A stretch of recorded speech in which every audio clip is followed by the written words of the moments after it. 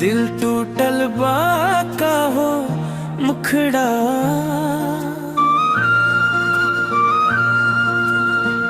दिल टूटल बा का हो काहे अखियन में बरसे सावनवा। जवन सपना सजवनी तोहरा संग, ओ सपना के हो गई दफनवा। तोहरे खातिर छोड़नी दुनिया सारी, मिल बदले बस बेवफाई भारी। हंसी छिन गई चैन उड़ गई, रोवत बीते हर एक राती हमारी।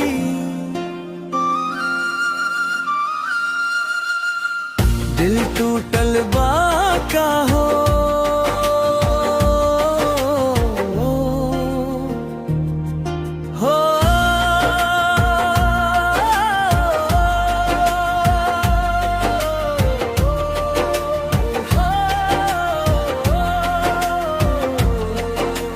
याद तोहार बनेला जियरा के जख्मवा।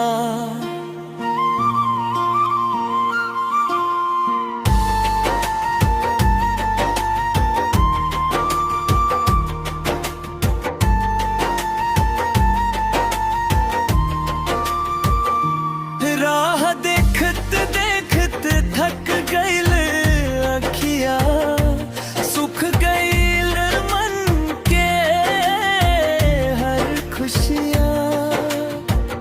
अब तो बस भगवान से इतने दुआ, काहे ना मिल सच प्यार के दुनिया।